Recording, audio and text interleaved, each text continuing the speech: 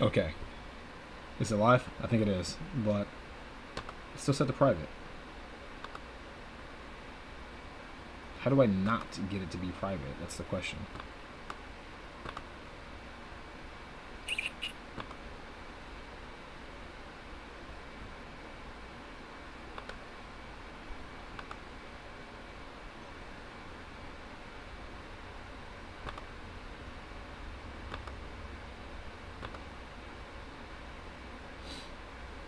Cool.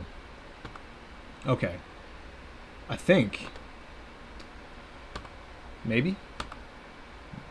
Yes, no, maybe so? Alright, let me just double check on my phone real quick. This is like the best way I know to do it. If anyone watches this in the future, or if they click on now and you know a better way to get this to work, please let me know, because I have no idea how to operate this. This is quite the struggle for me, to say the least. So I think I'm live, and I think you can actually watch it. Like, I'm literally right now using my phone to try to track it. So, all right, let me just double check on my phone. Cool. All right, so I think it's good. I think we're good. I think we're solid. I think we're good. I think we're good. I think we're solid. And let me just go here and double check one more time.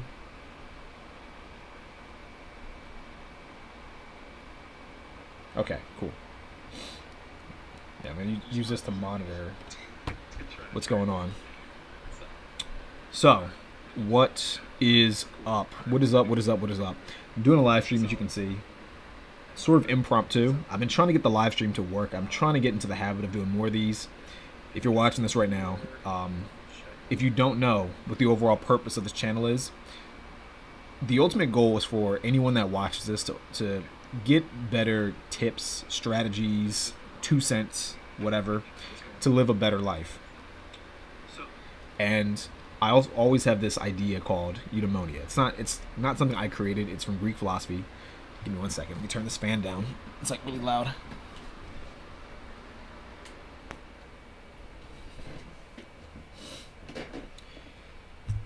But yeah, so there's this concept called eudaimonia, and that's always the thing that I'm trying to kind of help people move toward, is this thing called eudaimonia.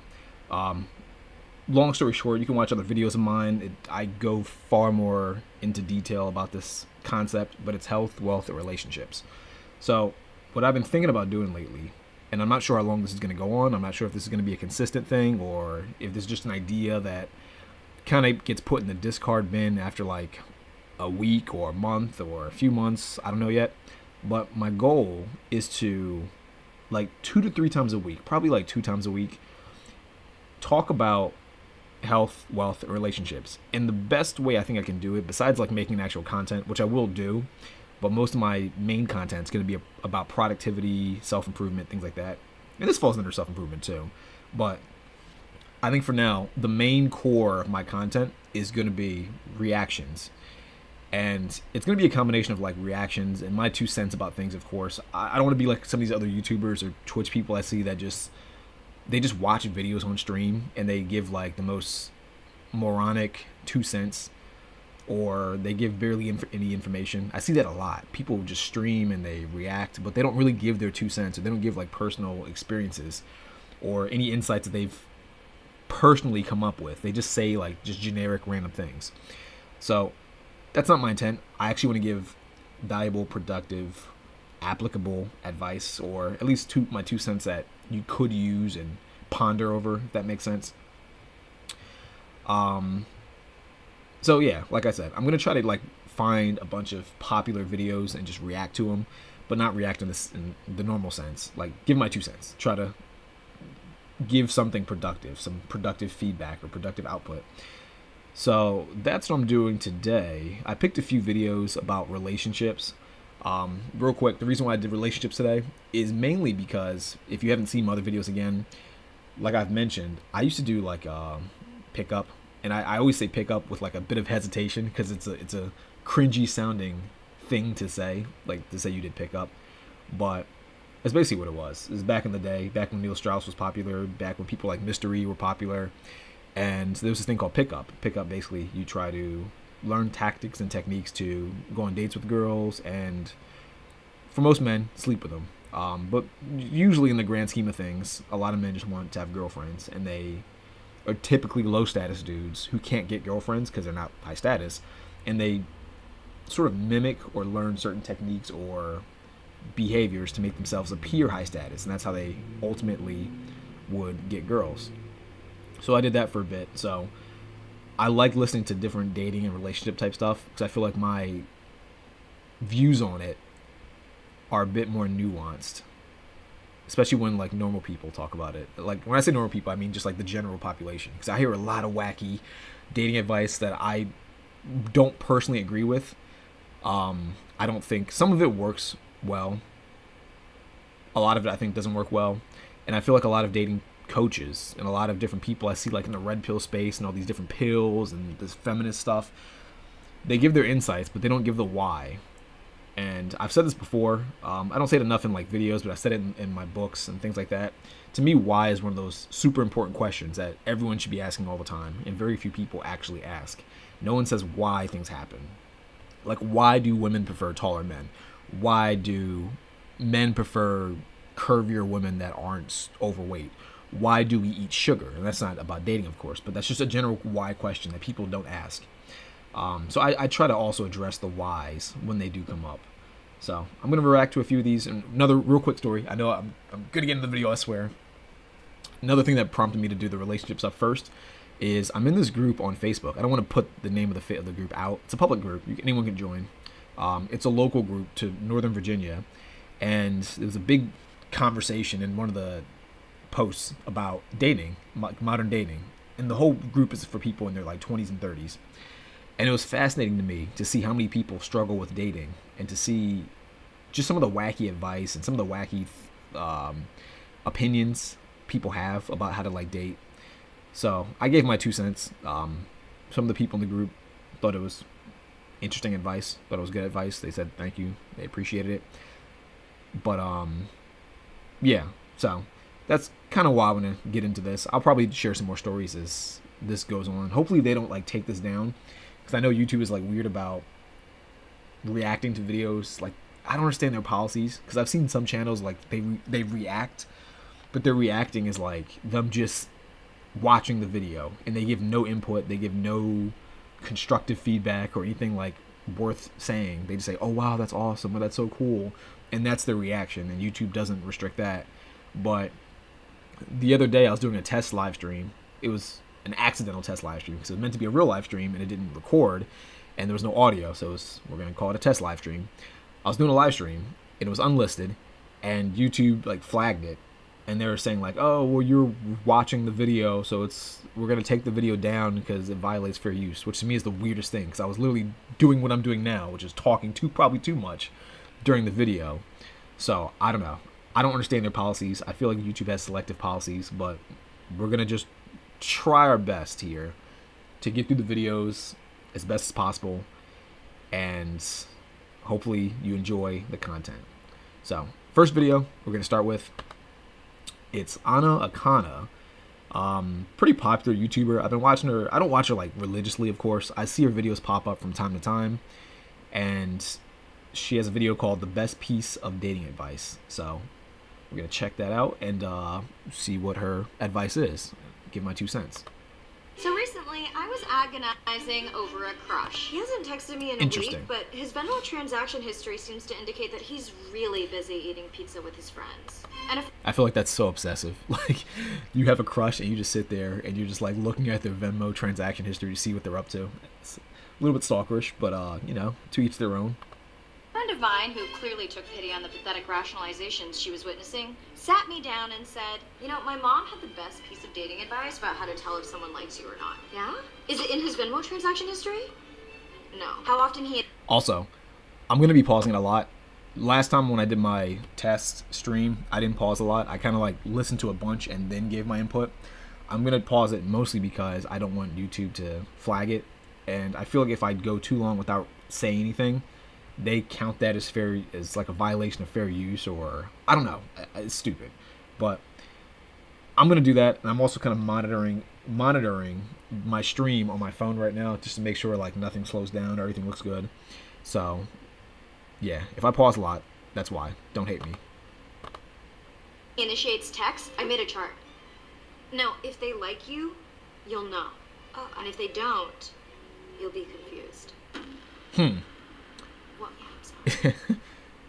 It's very confusing advice. There you have it. It's that easy. That's how easy it is. I don't need to give you a 3-minute video for this shit. The average person opens Instagram 150 times a day. So guess what? Even though we like to tell I love her ourselves background music, that by the way. they're busy, or they're shy, or they're intimidated. Nope. Stop making excuses. It's simple. Really, it's simple. If you're upfront with your interest and who you are, and they aren't reciprocating, they are not your person. Move on. All right. So she might, as the video goes on, change her stance, or maybe she's going to get to a different point. But I'm going to say this. Dating is weird because there's so many subtle pieces of communication, and there's so many things that people don't say or things that get misinterpreted when it comes to dating. And what I mean by that is I feel like, for example, you can be a dude and be super upfront and go to a girl and say, hey, I think you're cute, whatever, let's go out.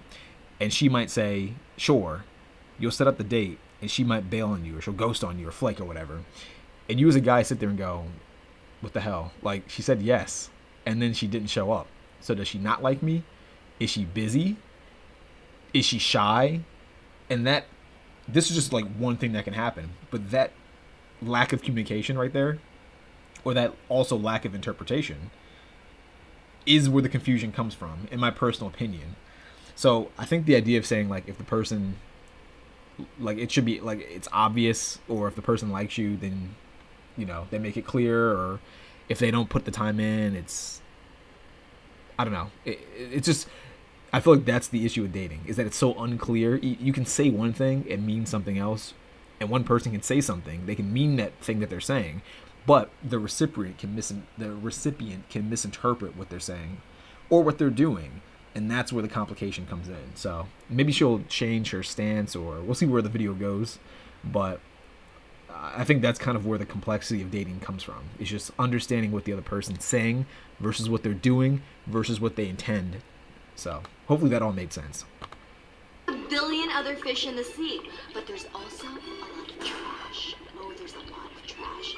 And you're gonna be out there cleaning up the beach, looking for one solid shiny fish to bring home, but you're wading through water bottles and plastic bags and mixed signals. So if you're not getting a green light, go off, like I am now.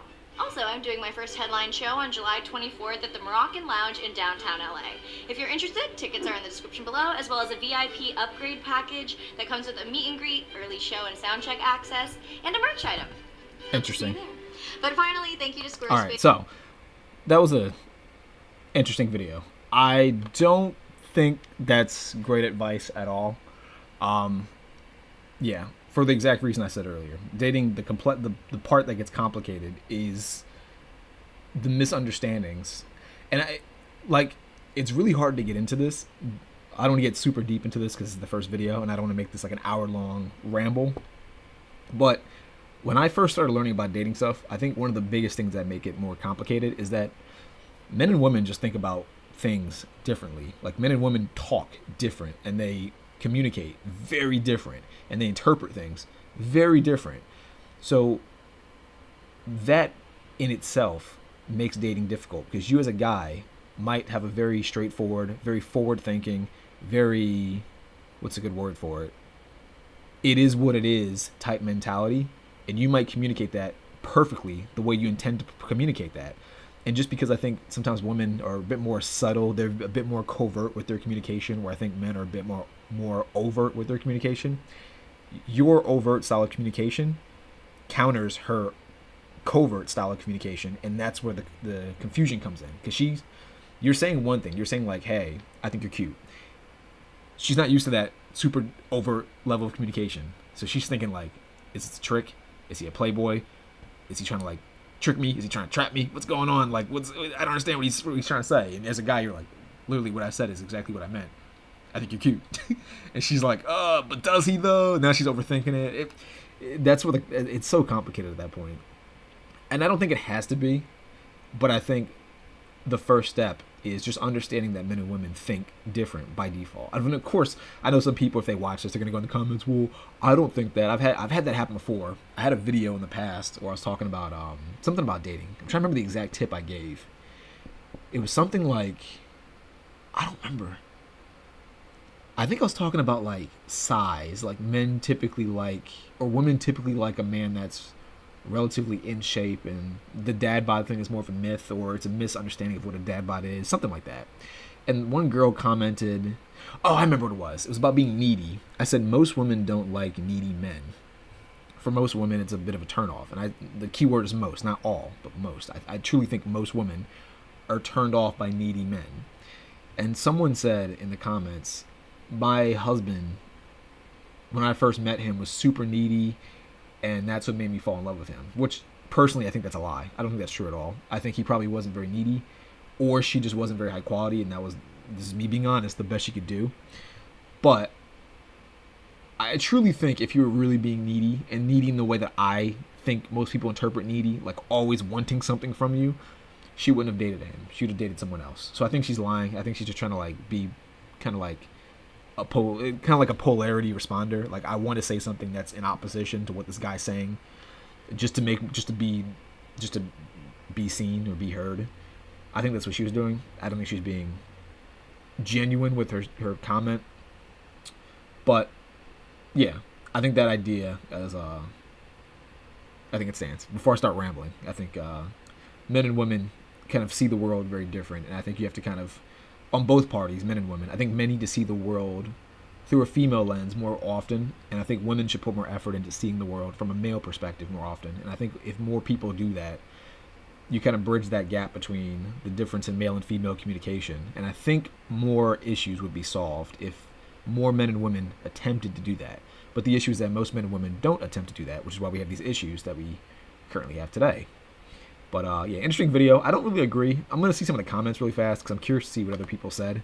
To be honest, and I do like her in general. I like her other videos. She didn't say too much in this video. Yeah, if they like you, you'll know. And if they don't, you'll be confused. Yeah, see, like that statement in itself, I don't agree with.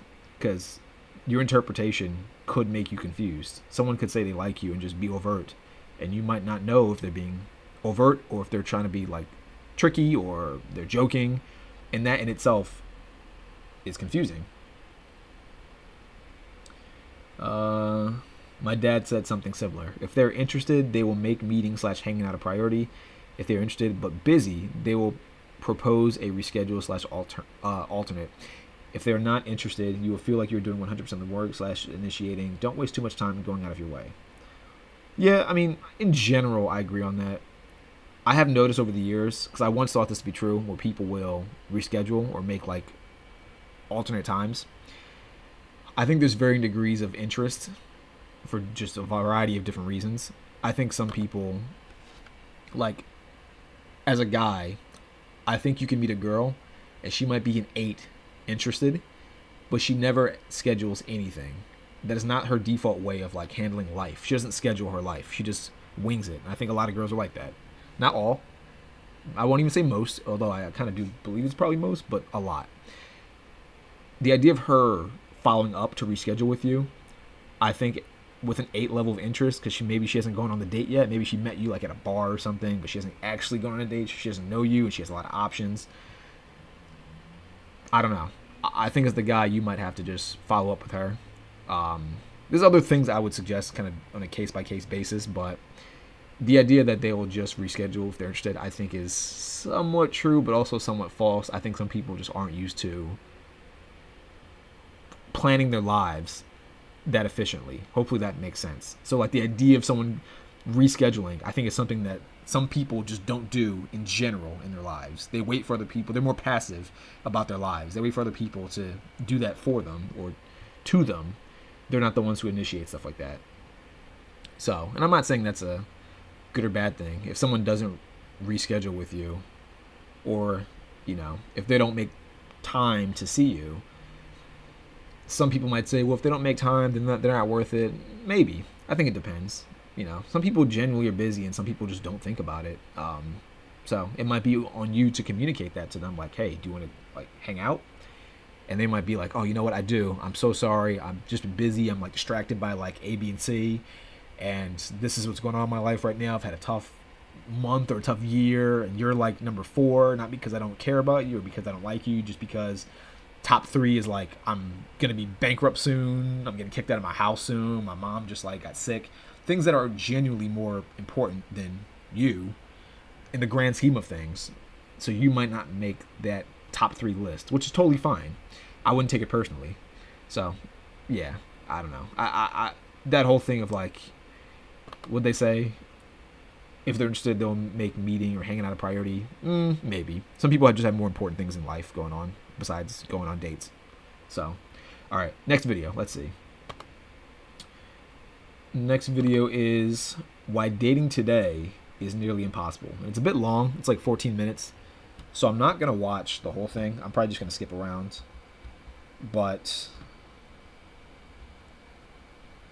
let's see. This is from Sprouts.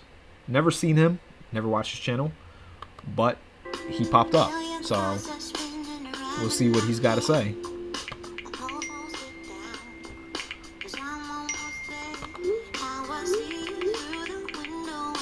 It's so blurry, I can't see. Oh, why is it so far down? Okay. Hold on, my bad. I was...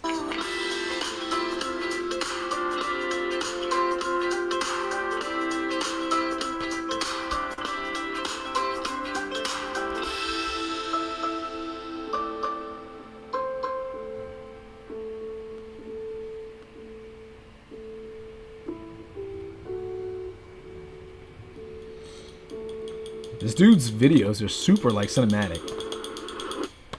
Alright, as a side note, this has nothing to do with like the topic, but I love these cinematic videos. I would love to do more cinematic videos like this, and I just don't currently have like the skill set for it. I'm trying to learn. Love is one of the few things that every single one of us needs, but is so hard to receive. Between the fear of fake dating profiles... Hold on, so wait. Oh, I see. Okay, so he showed up, and she didn't show up. Alright, so, real quick. I know this is just like a cinematic video. This is something I debate a lot, and I've had so many debates about this. From when I was actively dating, I have a girlfriend now. When I was actively dating, I would never do dinner dates. Not like a first date. Maybe on like a third date or fourth date, when you really like the girl and you really know her. Never on a first date, probably not on a second date. And I've had so many people, specifically girls, say, well, why don't you do dinner dates? What's wrong with dinner dates? And I'm going to tell you exactly why. I'm going to tell you exactly what I used to do when I was actually out dating. First of all, I think more men should have multiple dates lined up. I've already said earlier, I don't think women like when men are needy. I think one of the things that makes men the most needy is not having any options at all. And I think you have no options, or you have very few options when you only are trying to like date one girl at a time. And when I say date, I'm not saying like if you're in a relationship, I'm not saying cheat. That's not what I'm saying. People misinterpret that a lot. What I'm saying is if you're a single dude and you're not committed to any one girl, I don't think you should only try to go out on dates with one girl.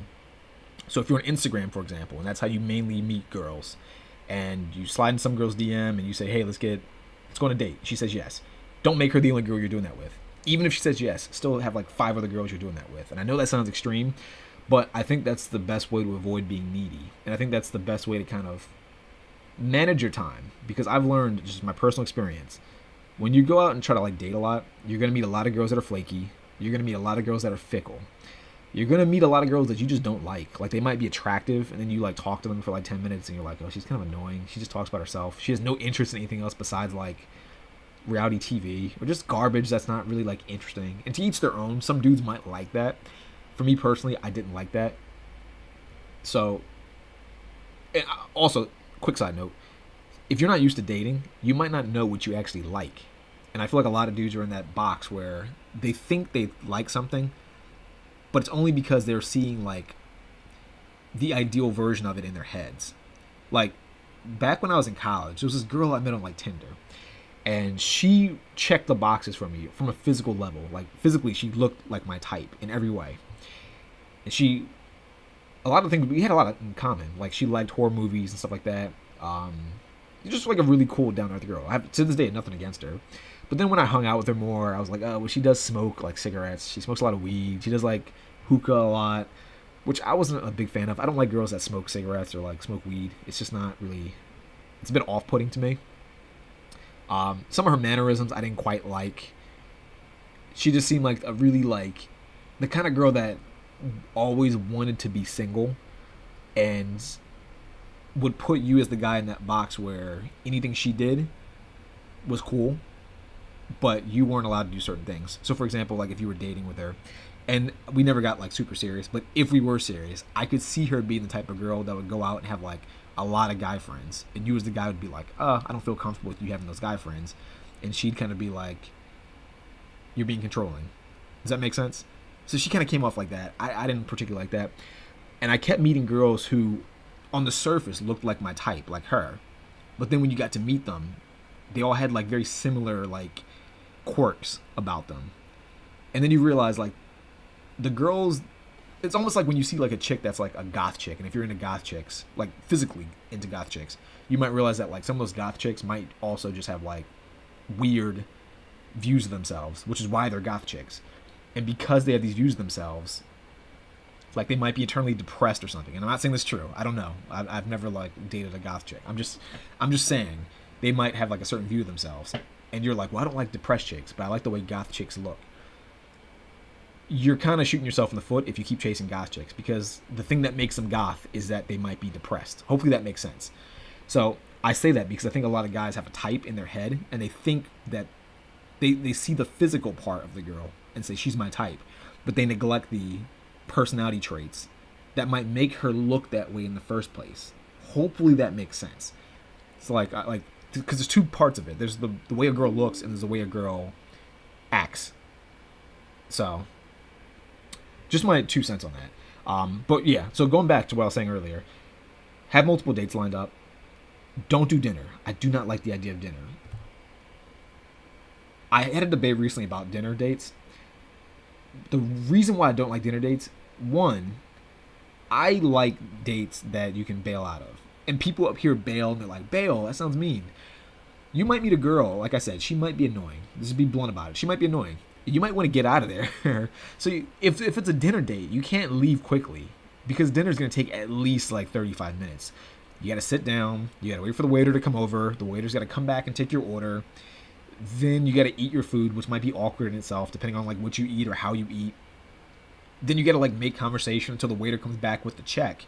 Then you got to like pay for the check and do that awkward dance of like, oh, well, am I paying? Is she paying? I don't particularly like her, but I feel like I as the man should pay.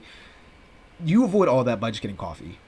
Like coffee. That is the best type of date in my opinion. I've gone on lots of different types of dates. Coffee is the best kind, because coffee can be long, it can be short, and it's relatively inexpensive. And if you're doing what I mentioned earlier, dating multiple girls at the same time before you commit to one, it's going to get expensive. I know this from personal experience because I've tried it. You go on like, if you were talking to like say 5 different girls, you go on 5 different dates, even if they're like $20 dates, $20 dinner dates, it's not going to be $20. Even if you get like drinks, it's not going to be $20. It's going to be more. But let's say it's $20. That's $100 in 1 week. And I know some girl would sit there and say, oh, well, you're being cheap. No, it's not worth it, because there's also girls that take advantage of you as a guy trying to go on dates, and they just use you for food. And that's what you don't want. You don't want to get used for your money. Like if you're actually trying to genuinely date for a girlfriend or for whatever reason, you don't want to get finessed, essentially. And that's a good way to get finessed, is always inviting girls on dinner. Get coffee. And I found this to also be like a good litmus test. If they don't want to get coffee with you, they're probably not that interested. Or they're really high maintenance, which is also a bad sign, which is good for you because that allows you to eliminate them quickly. If they're willing to get coffee, that's a good sign. That means they just kind of want to hang out and talk.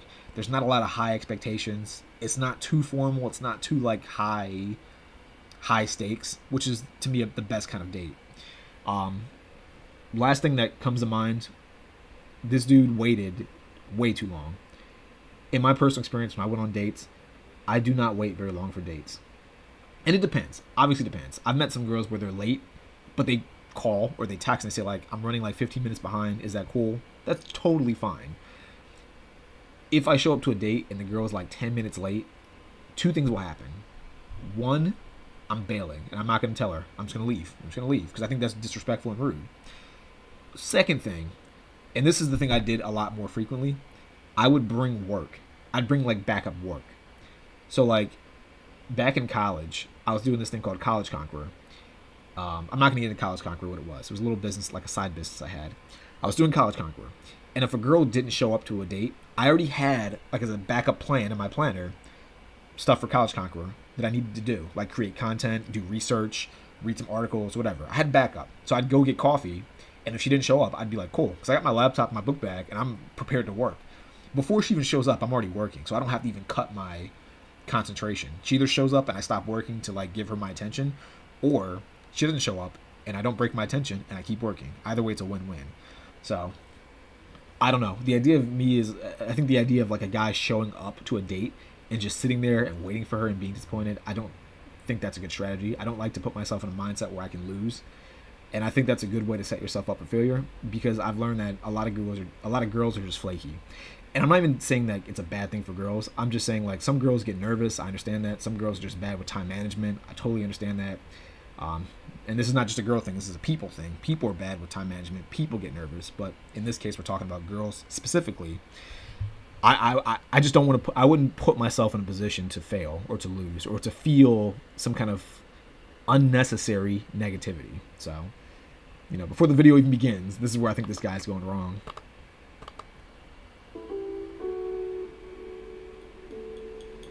Yeah, there is no way in hell I'd wait 3 or 4 hours. Love is one of the few things that every single one of us needs. To me, that gets into the neediness, because if you had other girls lined up, you wouldn't have to wait. You would just be like, oh, well, girl A didn't show up. You text the other girl, hey, what are you doing tonight? I'm at this bar. I'm about to get drinks. If you're down or if you're free, come through.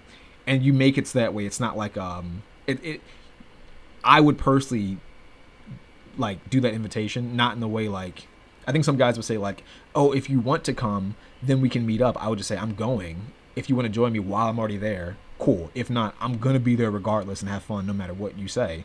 Like, you want to make everything a win for you. That's the way I see it, at least. Yeah, so just my 2 cents on that. But is so hard to receive. Between the fear of fake dating profiles, commitment, and the sheer amount of time it takes to just find one match, it's no wonder why dating today is harder than it's ever been. This video, through social experiments and deep conversations, is going to uncover why it is so damn hard to date today and give clarity on how, despite all of that, you can still find the love that you deserve. Is dating today, in your opinion, harder than it's ever been? I was friends with my boyfriend before we started dating, and I feel like that's a more natural transition than, like, seeing features on your screen and trying to make a decision based on, like, a list of things. People just try and avoid things because I think they're scared to say things straight up. One red flag and you're kind of like, oh, I could go find somewhere else. You don't need to have one person when you could have, like, 5. Honestly, I don't know. I've had really bad luck. So everything. Like, I've been treated like shit. I think a big... I never trust girls when they say I've had bad luck with dating. Like, maybe this sounds mean. I just tend to find that if you're a girl and you've consistently had bad luck with dating, on a long enough timeline, you're the problem. Like, you're just either bad at picking out men, which is probably true, or you have a really bad personality and you attract certain types of men into your life.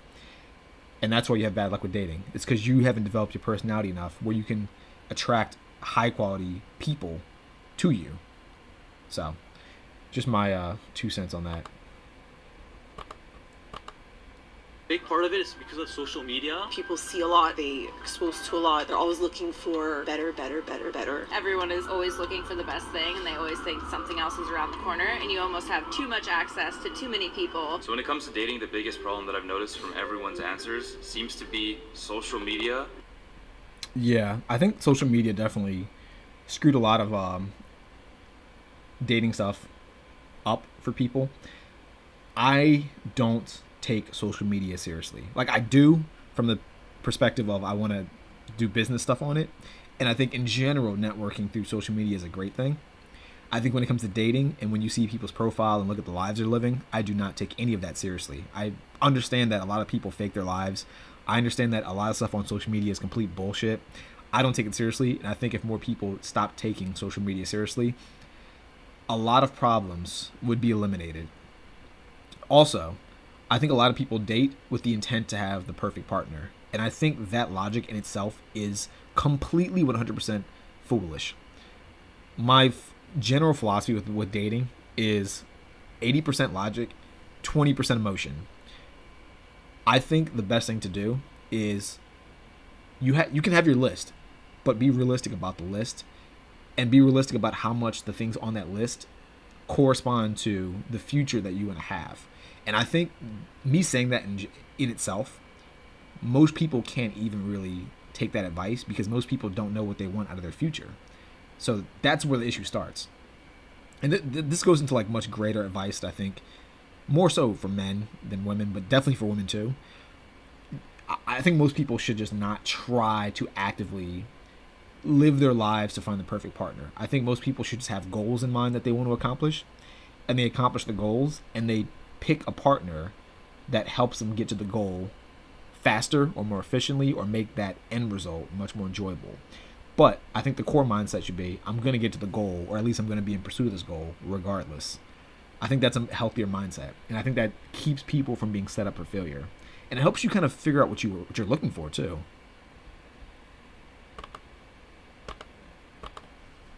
And online dating apps. So I got in touch with Talia, a relationship and love coach, to discuss how to create an optimal dating profile. So some things I look for right away, pictures of eyes. You certainly want to start with. All right, I know I'm pausing a lot. I'm probably going to get to the next video because this is a long video. And yeah, we'll see. But real quick, this is my personal advice. Stop dating online. Don't do dating apps. I don't see any. I know I've seen some dating coaches say like dating apps are good.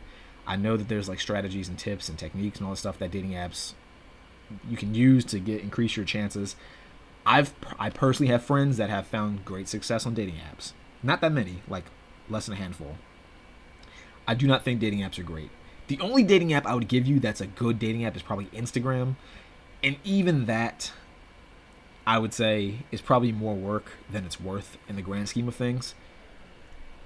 I think the best thing to do is try to just meet people in person, which is, in a weird way, I guess you still have to rely on Instagram, which is kind of why I say Instagram is like the best dating app. But in the grand scheme of things, I think meeting someone in person is your best shot at finding a good partner. There's a lot of reasons for this, but I think when you, for example, Tinder. I don't like Tinder because Tinder, most girls will eliminate you if you don't live a certain lifestyle, and if you're a guy, for example, are too young, or if you're too short. And when I say too short, you don't have to actually be short. You just have to be shorter than what they're looking for, which is it's a standard that's almost impossible to live up to. So you almost have to fake your life, which is going to set you up for failure anyway, because when you meet the girl, you're not going to be able to live up to her standards, or at least her imagination. And in a weird way, it's going to hurt your self-esteem because you're not unless you're already that guy, like unless you're like some rich, tall, famous dude, you're not going to be able to live up to that standard. It's going to make you more upset. And when you get 0 matches, or like 1 match, or like 4 matches, but none of the matches are people that you genuinely want to date, it's going to make you upset. So Tinder sucks. Hinge, I've used Hinge. I like Hinge better. I think Hinge and like Coffee Meets Bagel, people take it a bit more seriously. Like there's people on there that actually kind of want to date. So if I had to recommend a dating app, I guess those two. And I haven't been on those in a while, so I don't know what it's like now. I think the last time I've used either of those apps was like 3 or 4 years ago. So it's been a while. So I don't even know if they're good apps nowadays. Bumble sucks. If you're a dude, Bumble's awful because Bumble requires the girl to make the first move, and most girls don't make the first move. Even when the girl matches with you, she doesn't make the first move. That's just, I don't think, like I said earlier, I don't think girls are used to being in that mindset of having so much control over their lives like that. Like, I'm not saying girls don't control their lives, but I'm saying when it comes to dating, I tend to find that girls are very passive. Even when they say they're not passive, I tend to find they are actually quite passive, especially compared to like what men are expected to do. So I wouldn't rely on Bumble. I'm not saying it doesn't happen. I'm not saying no girls will reach out, but I'm saying the chances are probably slim. And I think you should play to your best odds. Just my personal opinion on that. If they work for you, then continue using them. I've seen plenty of people where dating apps work well. If it does work, do it. I don't recommend it. I think meeting people in person is the best thing to do. With a photo of your yourself. According to science, you bode better if you're facing the camera, not looking away for at least your first photo. I get weirded out by borderline nudity photos. I find it sends the impression of you're trying to show that you're physically attractive because you want someone physically attractive because you're interested in something casual. Spelling mistakes, don't confuse the your and the your. It's not even necessarily that it marks. See, this is exactly what I mean. There's so many little things. Like, it's almost like building a resume, which to me ruins kind of the purpose of dating. Like, I imagine most people want to date to enjoy the company of their partner or to have fun or to live a certain quality lifestyle with their partner. If you have to put out a resume to get a girlfriend, it's not worth it, is it? I personally don't think so. Like, if I have to write a resume and I make one spelling mistake and some girl's like, oh, well, this guy used your, everything was perfect about him, but he used your, Y-O-U-R, instead of Y-O-U''R-E. So I'm going to swipe, right, to eliminate people. I think if you have to do that, it's not worth it. It's just, I don't know. I think it's a pretty, there's a certain word I'm looking for. I can't think of it right now. It's not a good way to start off an interaction. And it excludes you before you even have a chance to play. Does that make sense? So I personally don't recommend dating apps. A lack of intelligence, it marks a lack of attention to detail, and I think every woman wants to feel like you're going to pay attention to her. If you can't even pay attention to your profile, why would you pay attention to her? Have you ever used online dating apps? I've had an app for like a week, and then I was like, I don't like this. I like meeting organically, like at a bar is ideal, or like through mutual friends or something. I feel like So basically what she said is what I always recommend. Meet in person. And I'm not saying social media doesn't work. My girlfriend I met through Instagram. But I think in general, for most dudes, the best thing to do, meet in person. And I would say even better than that. And actually on that group I mentioned earlier, the Facebook group, some guy was saying like, how do I meet girls? And I was like, my recommendation, don't even try to like look for a girlfriend. Just try to find female friends, like cool female friends. Don't try to sleep with them. Don't even put that in your head. Like, eliminate that thought process. Find female friends and date them. Find female friends and hang out with them. Just be cool with them. And then over time, they'll probably introduce you to their female friends. And the female friends they introduce you to, chances are one will probably like you. And you'll hit it off with at least one. And that makes the whole interaction far more simple. It's not you trying to do any pickup. It's not you trying to be like cool. It's just you being yourself.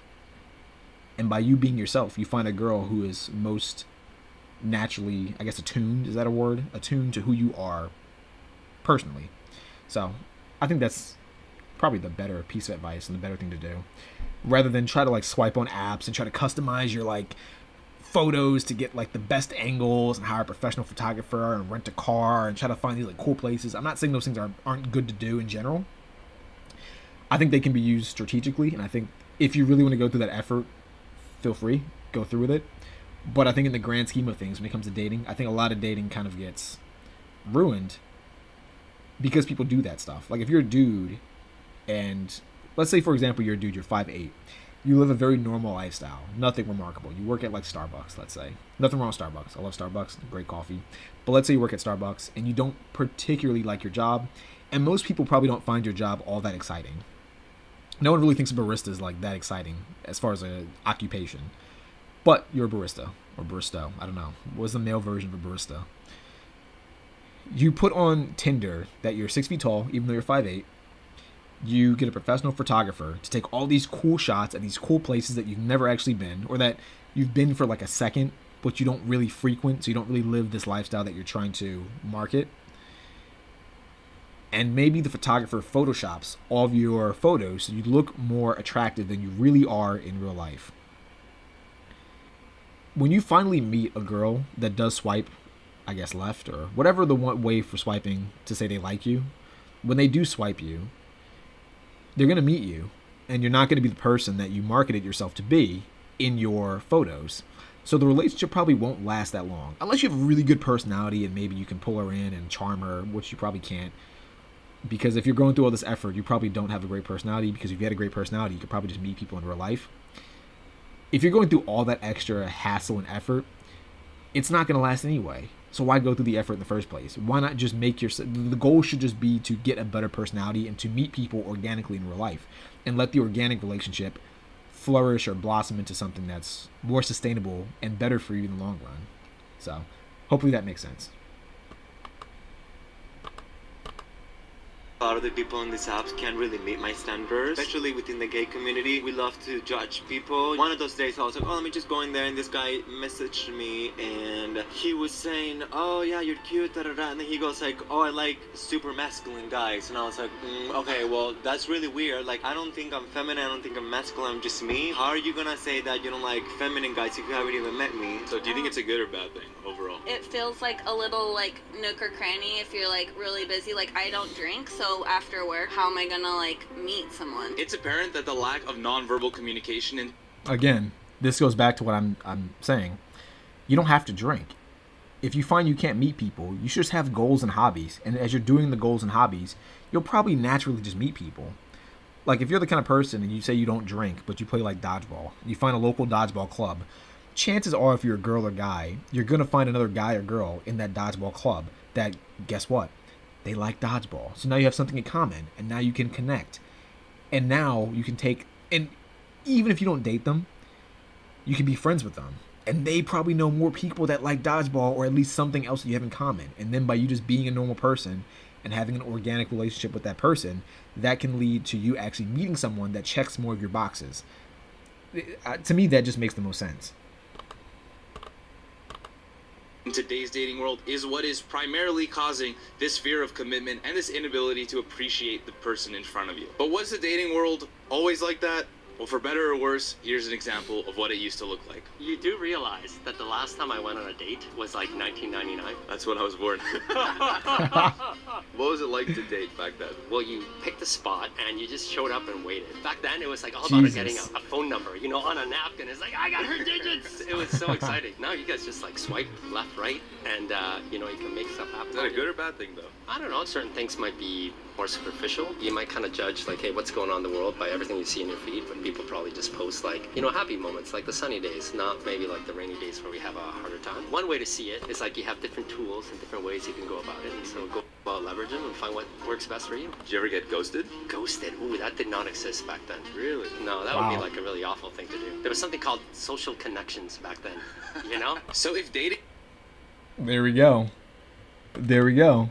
Social connections. Just be more social, and your dating life will probably be a lot better. used to look so much better back in 9. Alright, so I'm going to end this video. I'll probably do like 1 or 2 more, because I had a lot to say about the 4 minutes we watched in that video. But yeah, I think most dating stuff, as far as like just finding a person, just comes down to being more social. Like, I feel like a lot of people I met that could have been potential partners, and this is like if I was actually trying to date or if I actually liked them or whatever, for whatever reason, like it didn't work out.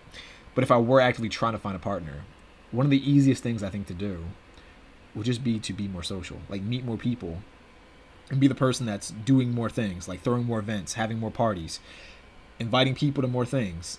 And then as you do that, you'll just meet more people naturally and organically. And if nothing else, I actually, on my YouTube, it's an old video, and I think it's called like How to Get a Girlfriend. It's like 4 or 5 hours. It was like a free course that I put out. And I made it just because I kept seeing like a bunch of dudes talk about how they struggle with girls. And I think, I'm not trying to sound like arrogant or weird about this, and maybe some people just don't agree, but I think once I kind of went through that whole like pickup phase in college, like late college, I never personally felt like I struggled with girls. And I guess in the grand scheme of things, girls stopped being my focus. Like I was more focused on just other things like money and just being productive and goals, things like that. Which I think probably lends to why I didn't feel like I was struggling, because I didn't really care, I guess, in the grand scheme of things. But I don't know. I think people overcomplicate modern dating. I genuinely do. And I think it's self-inflicted. Like when I see girls and they say, oh, I can't find a good partner. 99% of the time, and I'm exaggerating slightly, but a lot of the times, their standards are just too high. and they're unrealistic. And you can just say to them, your standards are way too high and unrealistic. And instead of them just saying, he's probably right, let me just tailor my standards, they just ignore the advice. So they make their lives more difficult than it needs to be. I don't want to like keep going on too long because I want to get to like another video. But one thing that I think people should consider, this is something I heard about maybe a few years ago, and I thought it was great advice, and I feel like it would help a lot of people. I think the perfect boyfriend or girlfriend is not found. The perfect boyfriend or girlfriend is created.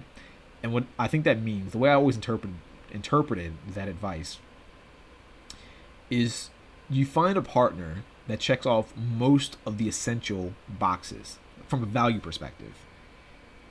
But what a lot of people do is they try to find the full package. And really what they're looking at is less personality and less like long-term qualities. They're looking at very short-term, vaporous, like, there's a word I'm looking for and I cannot think of the word. They're looking at like the physical attributes. So like a girl will say like, I want to find a guy that's tall. We get it. Maybe a guy that is tall makes you feel safe. But if you think deep down, why does him being tall matter? When I say tall, in real life, what I found is that most girls don't really care about the height. They care about a guy that's taller than them. But I think that because girls have a certain ideal in their head, they just say, I want a guy that's like 6 feet tall or 6'2" or 6'3", which in real life, I've found that that's not true. I've literally met girls who are like, I want a guy that's 6'2", and then they meet a guy that's 6'2", and they're like, oh, he's too tall. And it's like, okay, so you just lied. You don't like all tall men. You want a guy that's taller than you. Or you see some girls that say, I want a guy that's like 6'5", and they're like 5 feet. But I think that's more of a status play. I think I personally think that's a low self-esteem thing.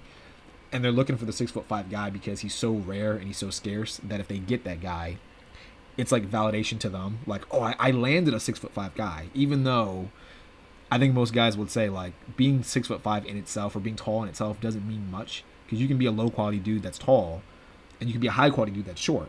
Or vice versa. Height doesn't mean much. It doesn't even really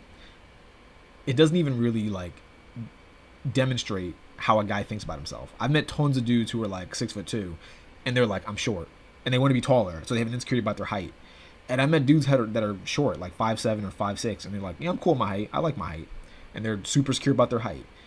I've seen dudes that are tall that can't fight for shit, and they're like, kind of just pussies. And I've seen dudes that are short that would destroy anybody in a fight, like 5'5", and they would destroy any guy, no matter how tall he is. Obviously, if he's like 8 feet tall or 7 foot something, they're probably not gonna destroy him because they're just pure, and maybe. But from pure like size disparity, they're not going to destroy him. But you get the point that I'm making. So I think sometimes you have to ask, like, what are you looking for? Like, why do you want these things? Why do you want a guy that's tall? Why do you want a girl that has big tits? Like, and are these things, could these things not be built? Like, if you're a dude and you like a certain body type on a girl, are you willing to trade off on a bad personality? And I'm going to say this, and this is probably going to sound like super offensive, but it's not meant to be offensive. I've met tons of girls who are a bit overweight, but who are, from a facial perspective, attractive, and have a very cool personality, and most guys won't date them because they're overweight. And I'm not saying you should date a girl that's just overweight, but I think the point that I want to make is that just because she's overweight today doesn't mean that she's going to be overweight tomorrow. Weight can be lost. Height you can make up for. Like if you're a guy that's like 5'10", and a girl says, I want a guy that's 6 feet tall. Okay, wear boots. Now you're 6 feet. Or now you're 5'11". Who cares? Because in the grand scheme of things, there are some things that can be relatively fixed or changed. There are other things that you can't fix or change easily. You can meet a guy that's 6'3", and he's abusive, and he beats the hell out of girls. You're not going to change that super easily. He's tall, but one day he'll punch you in the face, and he'll destroy your nose, destroy your face, destroy your life. Is the trade-off worth it? Okay, you got a tall guy, but he hit you. He brought you to near like death. Is it worth it? Or you meet a girl that's like a certain body type, but she's annoying. She takes your money. She puts you in dangerous situations. She's crazy, literally crazy. Like she'll literally get you killed. Is it worth it? I don't know. For some people, you got to sit there and wonder, like, what are you willing to trade off on? So. Yeah, long story short, I know I went on a bit of a tangent, but I think the best partner is built, not found. So, let's do 1 or 2 more videos. Let's see this one. This one sounds juicy. 7 signs he's a low-value man. Get out. Necessarily mean a loser. To tell you the Why are truth, these videos all like so low-quality blurry? man Why are was they too all? long to write in the title, so let's keep it simple by just calling him a loser. And then Loser today. But in reality, I'm really referring to any form of man that might not be worthy of your time, your effort, and your love whatsoever. Sadly, in our society, a lot of women are being desperate, a lot of women are wasting too much time on the wrong type of man, and in this video, we are stopping with that behavior as of right now. Now, before we start with point number 1, you need to be aware that, of course, there might be some things that are going to sound like the partner you are with right now. I'm not telling you to leave him, but I'm telling you that maybe you should start thinking about setting boundaries and your own self-worth. Now, let's dive into sign number 1. You're dating a loser if he expects you to go 50-50 in the relationship with him, or if he wants to split the bill with you. Now, I'm not going to go too deep on this subject because I've already spoken. All right, so I'm going to pause right here because I hear this a lot. I hear sometimes girls say, I think a guy's a loser, or I wouldn't date a guy who wants me to go 50-50. This idea in itself, I half agree with and I half disagree with. And I know that probably sounds weird, but here's my thought process on this. I think if a guy is in a situation where he needs you to always go 50-50, and he never tries to front the bill, like, you know, pay for something or do whatever, I think that can be bad. Because the way I see it is he's in a situation where he's either scarcity minded or he doesn't make a lot of money, which is fine. I don't think everyone should be rich. I don't think everyone needs to be a millionaire, despite what social media and society says. But I do think that leaks into other characteristics. That idea of being scarcity minded and always wanting you to go 50-50, to me, probably means he doesn't have a lot of money, or he has it and he just doesn't want to spend it. Both mindsets to me are detrimental in the long run. Because if you don't have a lot of money, I think personally you shouldn't be, and this is to a degree, I think if you don't have a lot of money, to a degree, you shouldn't be going out on a lot of dates. You shouldn't be dating, to a degree. And if you have a lot of money and you don't want to spend it because you're scarcity minded, that's to me also a bad sign. Because to me, and this is more financial stuff, but the purpose of money is to spend it. If you have money, you're not going to spend it. That probably means in life you don't take risks and you don't really maximize your potential, which means that in your relationship, you're probably not going to maximize the relationship. You're going to be lazy in the relationship, which means you're also not growing, which I think as a girl is probably not something you want to be around long term. A dude that's not willing to grow, or a guy that's not willing to change. And I know that probably sounds like a stretch, like, oh, well, he's not paying for the date. How does that mean he's not going to grow? Well, because I think if a dude had the means to pay, he'd pay. Like, picture a celebrity that's like a multimillionaire. He goes out on a date with like a chick that's like 20-something years old.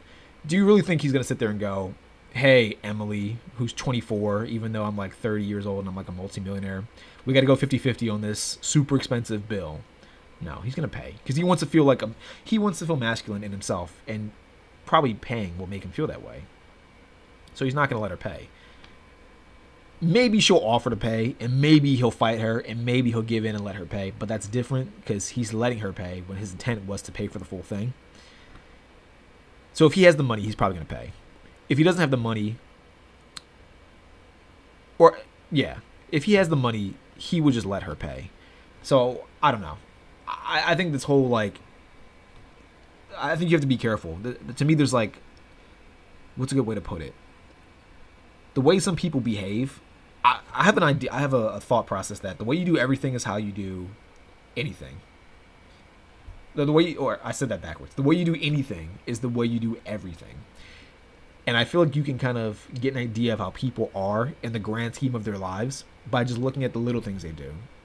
So, for example, if a person does not care about his appearance or her appearance, they probably don't care about a lot of stuff in their lives. And this is the kind of person that probably will just get out of shape.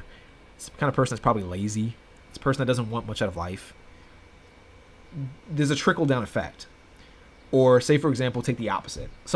Take a man that's very prideful. He's prideful. He wants the greatest car. He wants the best clothes. He wants more money. It's a trickle-down effect. If he wants that for himself in like a few key areas, he probably wants it in basically every area. He probably has very high standards. I'm not saying that's always a good thing. I'm just saying like you can kind of extrapolate and take a few little things and expand them and understand more about a person. Hopefully that makes sense. Now, I want to give the opposite end of the spectrum. Some girls take advantage of this whole, like, he should be paying 50-50, and they try to make themselves, they have super high standards, and so it's the kind of girl that might go out to a super expensive restaurant and run up the bill and expect him to go 50-50. That, to me, is not fair. And even if he has the money, there's sort of the principle of, are you just taking advantage? And I know someone's going to say, well, it's 50-50, so how can they be taking advantage? I think the thought process to me is, you shouldn't be expecting someone to do 50-50.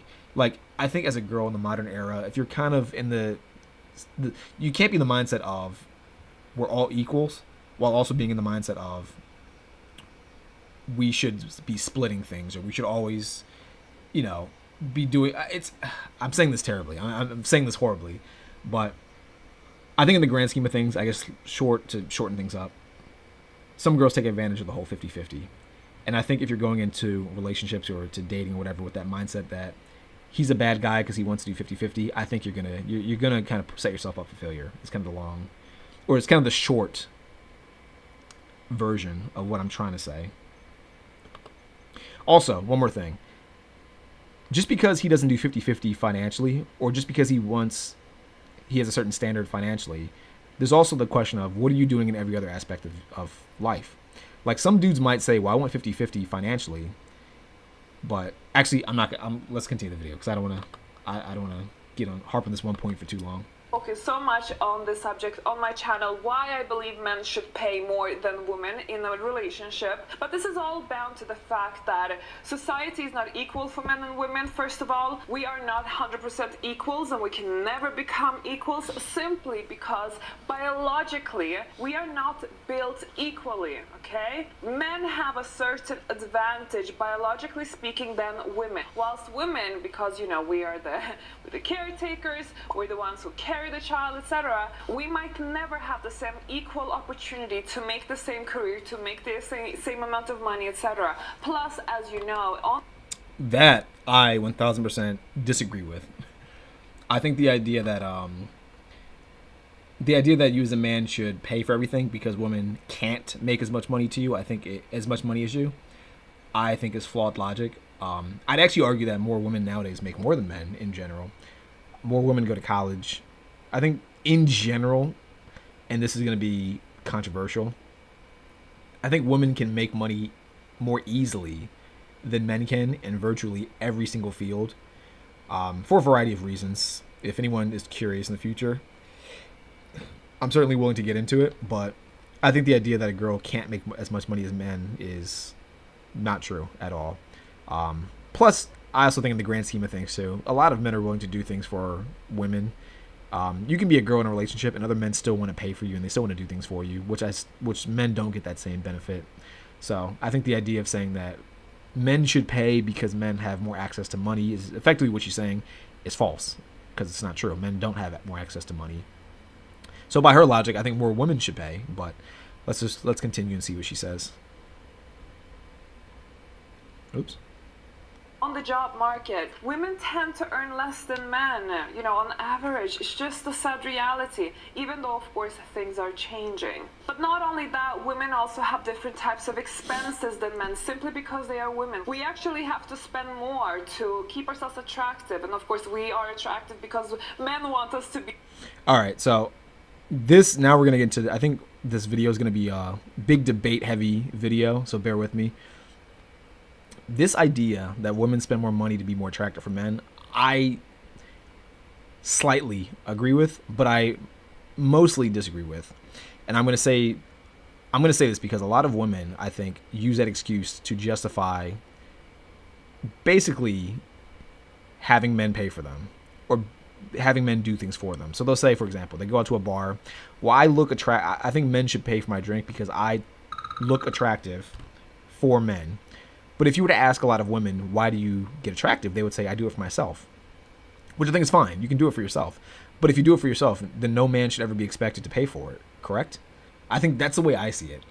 Now, if you were to say, I pay for A, B, and C because men expect it of me, then the counter should be, well, you should only do the things that men expect of you. So, for example, if you wear heels and a man does not want you to wear heels, you should never buy heels ever again because he doesn't like heels. If you wear heels, you're not getting attractive for him. You're getting attractive for yourself.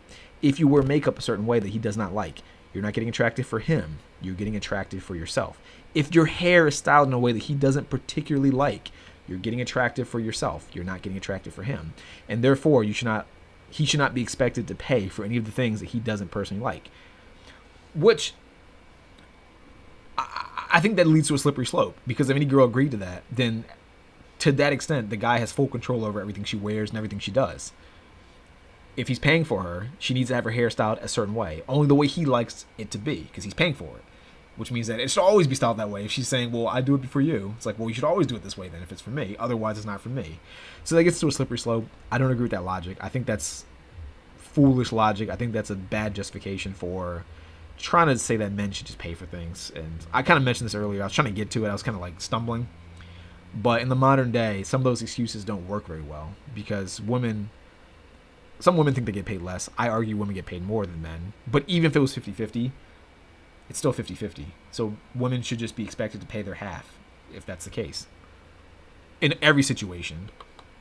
Be attractive. Women spend more on clothes than men. Women spend more. Yeah, I mean, women spend more on clothes because women want to buy more clothing. But I think if you ask most men don't sit there and go, I need a girl that spends money on clothes every single day. I need her to have like a whole closet full of things she won't wear. I don't think most men think that. So you can't say that your purchase of clothing is for men. It's not. It's for yourself to feel good, which is totally fine. But you can't say that men are the reason why you do it. On sanitary products than men. Women spend more on beauty products than men, etc. Which you don't have to do. Maybe sanitary products you can argue a little bit. But again, you do that because it's a sanitary product. It's for you to stay healthy. It's not for men. Etc. Sorry. So if he wants to go 50-50 in the relationship, that just simply shows that he doesn't want to step into this masculine role. Plus, he is not a provider, and he might not even be generous. So I don't know if those are the qualities that you want to work with in this relationship. I'm not forcing this upon you. If you are, all right, I'm gonna skip ahead a little bit that something is wrong with her. Like stop pushing the relationship.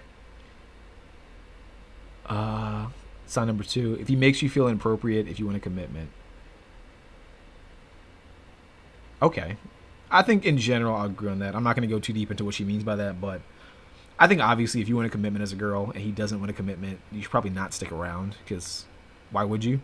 There's other men that would commit to you. Yeah, I'm not going to get super deep into that. This looks like an area that a lot of people seem to click, so I'm going to click here and see what is so interesting about the spot. A loser if he is flaky, ghosts you, vanishes, or is completely unreliable. Okay, I agree. Haven't we all met this type, ladies? Now, this is such a classic scenario, especially, haven't we also met so many women who are like, oh, I love him so much. So she basically accepts that type of behavior. Or she puts up with it because, well, I don't really have anything better going on for myself. Well, I kind of like this guy, You see what I mean? There is no excuse for a man to be unreliable or flaky. I need to tell you one thing, that rule number 1 in dating is that if he doesn't keep his promises... Yeah, so this I'll agree with. I agree. I don't like when guys are flaky or when guys... And to me, flaky means like you just vanish or you try to like bail out of things. I think as a dude, it's better to be a bit more direct and to be a bit more decisive. I do feel like a lot of men are a bit indecisive. Most men I can think of are actually pretty indecisive. It's kind of remarkable. Like once you see people that are decisive, it's easy to spot people that are not decisive, that are indecisive. So I do see that a lot. Tons of dudes are pretty indecisive, so I agree on that. I think this is a big part of character, by the way. If you're a dude that keeps his promises, if you're a dude that shows up, if you're a dude that has a schedule, who's reliable, who at least puts in the effort to be reliable, even if you don't know the answer to something, or if you don't have the means to do something, putting in the effort to try, I think says a lot about who you are as an individual. So yeah, I agree. I think if you're a girl and you're dating a guy, or you're thinking about dating a guy who doesn't keep basic promises, who is indecisive, beats around the bush, super covert about the way he does things to a degree, I don't think that's a good quality trait.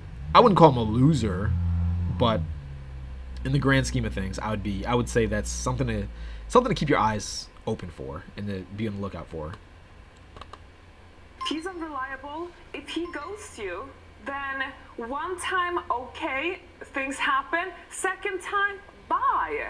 Ladies, you don't deserve to be with somebody who cancels on you last minute for basically no reason, or repeatedly doing this as part of his behavior. I mean, I will say, though, I do find this funny because I think those attributes tend to be traits that I personally find girls do a lot more than men. Like if it's a first date and a guy like bails on you before the date, I almost never hear about that. Unless the guy genuinely has a reason to bail. Like something comes up for like work, or it's a family thing, or something like his car broke down. I rarely find guys flake on dates.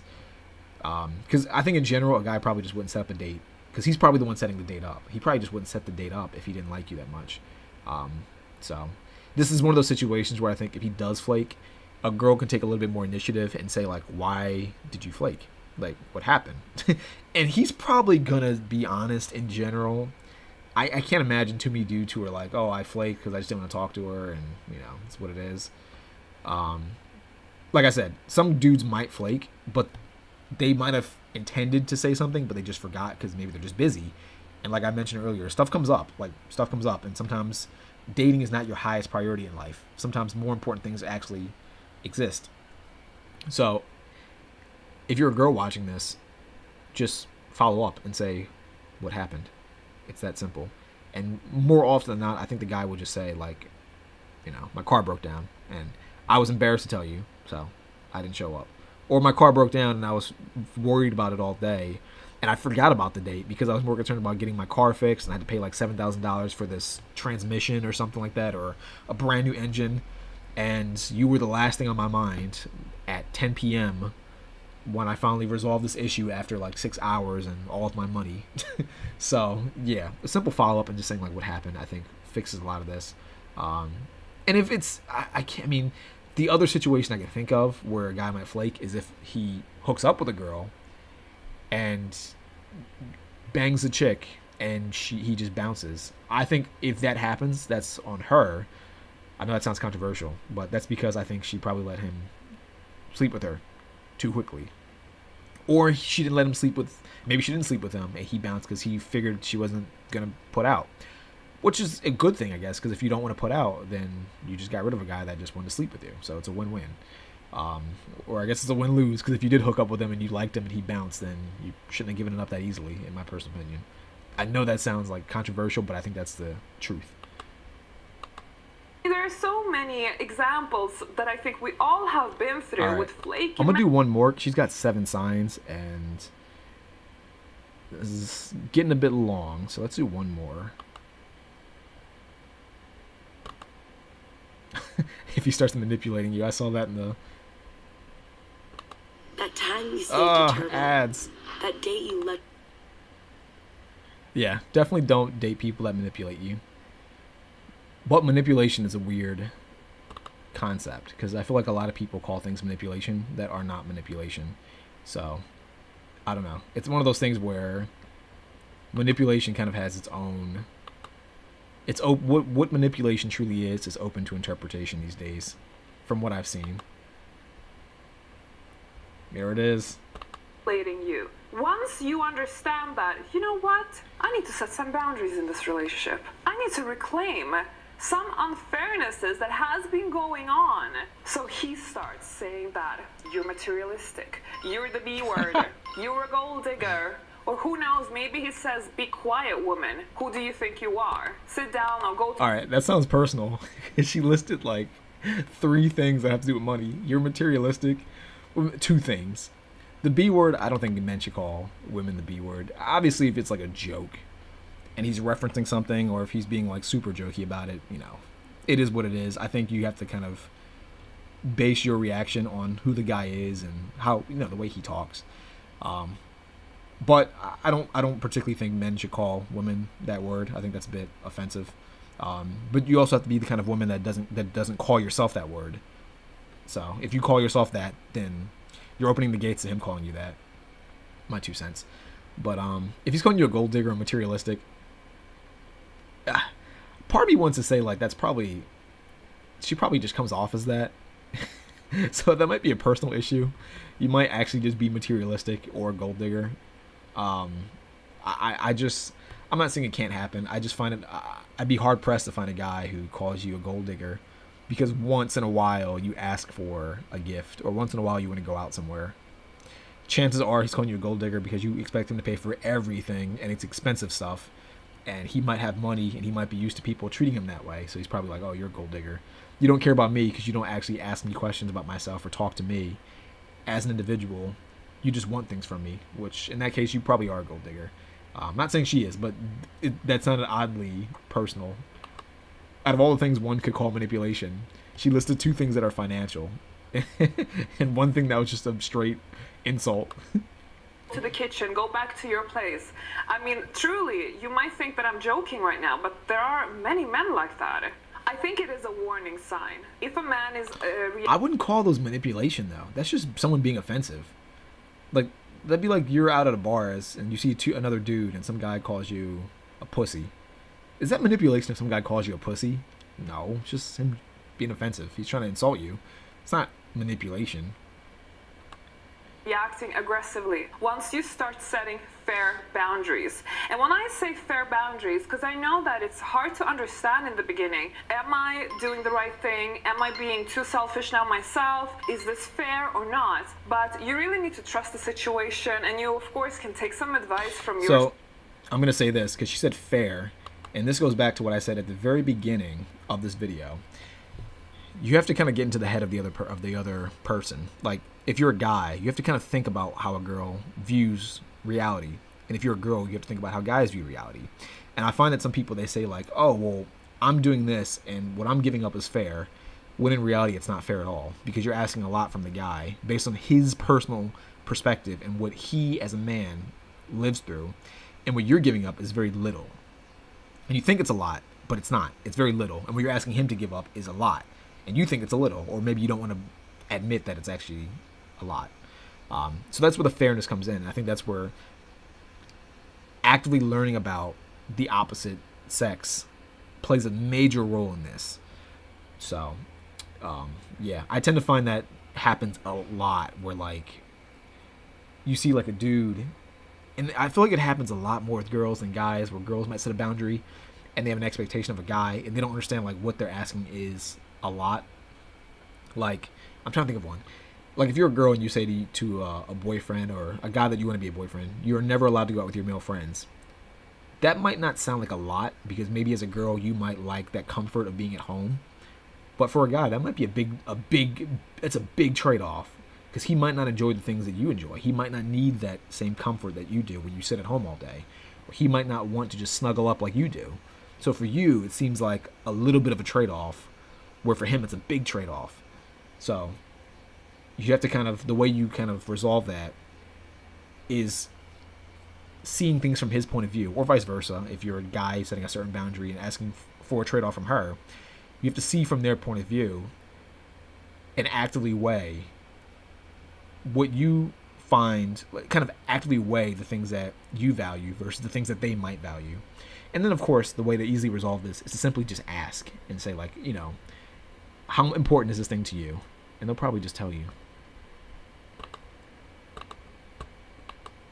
Surroundings as well. But if you are setting fair boundaries where you are not being too selfish, now it's not just about what you want, it's about meeting halfway. That's what boundaries is all about. and the man reacts very harshly, very crazily, I think you need to be a little bit cautious of what you're dealing with, because potentially this could be a man that you should be stepping away from. I'd love to know specifics, though. That's my only thing. Like, specifically, what does she mean by a fair boundary? Because I do agree with the advice.